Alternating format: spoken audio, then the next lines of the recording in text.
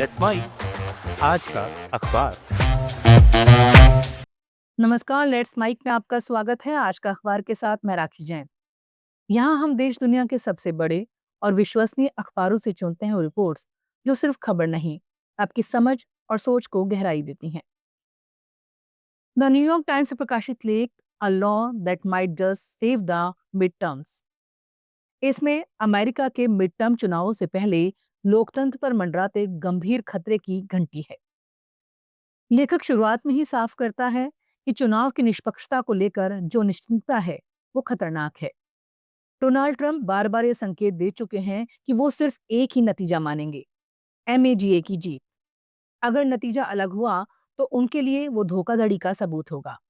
यही सोच पूरे लेख की बुनियाद है। लेख बताता है कि हाल के दिनों में ट्रंप और उनके सहयोगियों के बयान और हरकतें इस आशंका को और मजबूत करती हैं। अवैध प्रवासियों पर झूठे आरोप कि वो बड़े पैमाने पर वोट डाल रहे हैं, मतदान केंद्रों पर आईसीई तैनात करने की धमकियां और वोटिंग मशीनों को फर्जी बताने वाले बयान, ये सब मिलकर एक ऐसा माहौल बना रहे हैं जिसमें चुनाव से पहले ही नतीजों को अवैध ठहराने की जमीन तैयार की जा रही है। लेखक इसे भय और झूठ की रणनीति कहता है। इसके साथ लेख एक और खतरनाक संकेत की ओर ध्यान दिलाता है, राज्य की ताकत का डर पैदा करने के लिए इस्तेमाल। एक आम नागरिक ने जब एक सरकारी अधिकारी को मानवीय आधार पर ईमेल लिखा तो उसके जवाब में उसके खिलाफ सबपोना और जांच बिठा दी गई। भले ही बाद में कुछ ना हुआ हो, लेकिन संदेश साफ था, सरकार की आलोचना भी आपको निशाने पर ला सकती है। लेखक के मुताबिक ये लोकतंत्र के लिए बेहद डरावना संकेत है। यहाँ से लेख सवाल उठाता है, अगर सत्ता में बैठे लोग कानून तोड़कर सत्ता बनाए रखना चाहते हैं तो उन्हें रोका कैसे जाए। लेखक मानता है कांग्रेस से बड़े सुधारों की उम्मीद करना मुश्किल है, लेकिन एक छोटी सी कानूनी खिड़की अभी खुली है। उसी खिड़की से वो समाधान सुझाता है। लेख का केंद्रीय प्रस्ताव है बिवेंस एक्ट।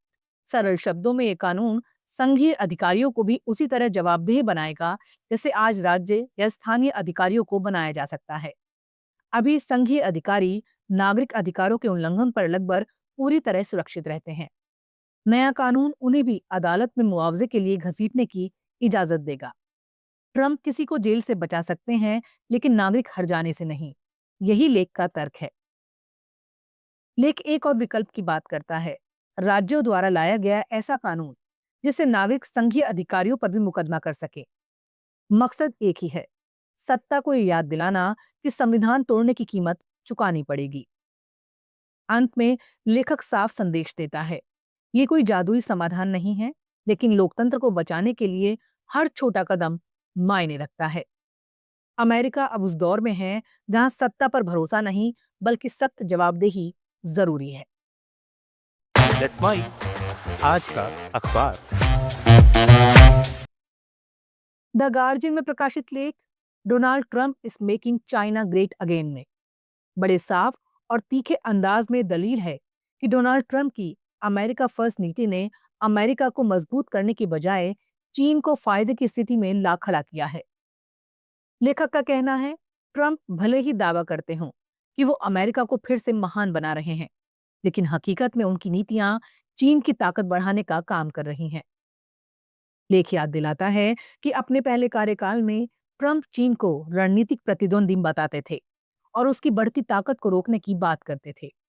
लेकिन दूसरी बार सत्ता में लौटने के बाद बिना किसी दूरदृष्टि के लिए गए फैसलों ने अमेरिका की प्रतिस्पर्धात्मक क्षमता को कमजोर किया।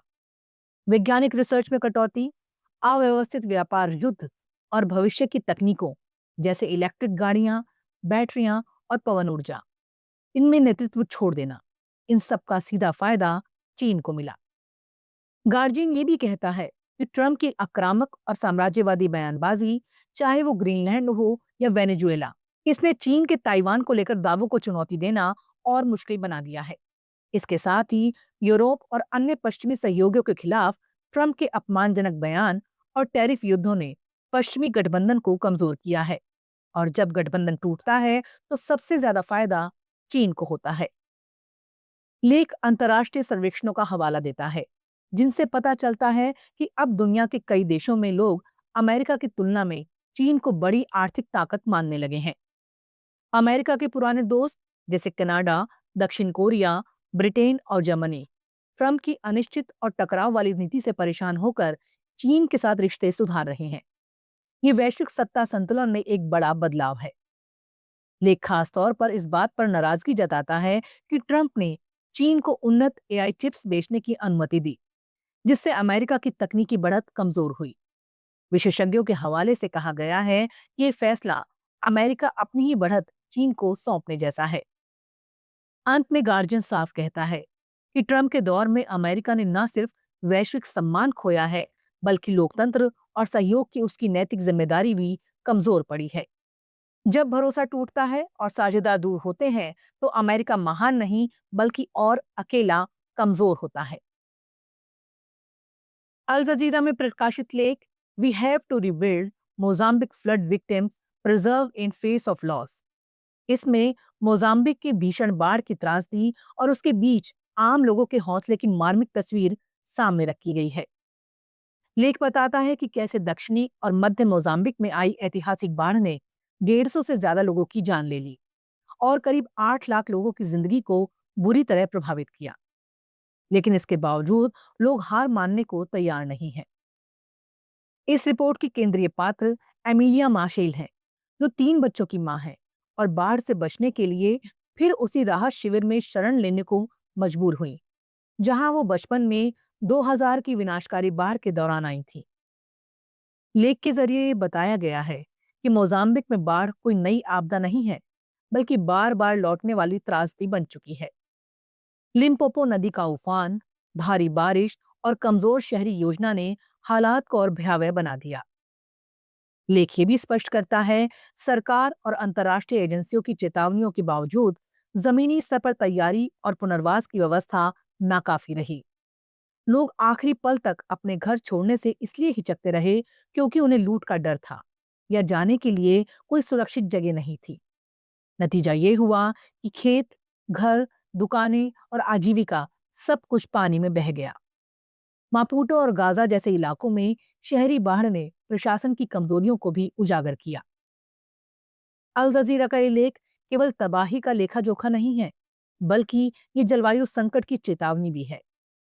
रिपोर्ट बताती है कि मोजाम्बिक दुनिया के सबसे जलवायु संवेदनशील देशों में शामिल है और बार बार आने वाली चरम मौसमी घटनाएं गरीबी, कुपोषण और विस्थापन को और गहरा कर रही हैं।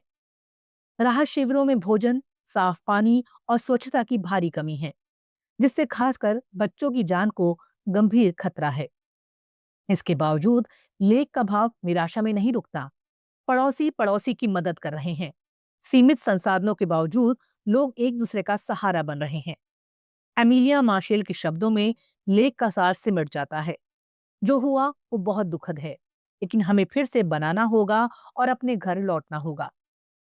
सीधे साधे शब्दों में ये लेख कहना चाहता है कि मोजाम्बिक की बाढ़ केवल प्राकृतिक आपदा नहीं, बल्कि चेतावनी है।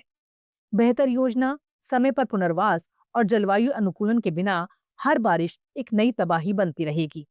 फिर भी इन सब के बीच इंसानी जज्बा अब भी जिंदा है, जो हर बार मलबे से उठकर फिर से जीवन खड़ा करने का साहस देता है।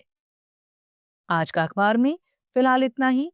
देखते रहिए, सुनते रहिए लेट्स माइक। नमस्कार। आप सुन रहे थे let's mike more than radio. Follow कीजिए हमें हमारे सोशल मीडिया प्लेटफॉर्म्स पर। It's time for news. It's time for more than radio.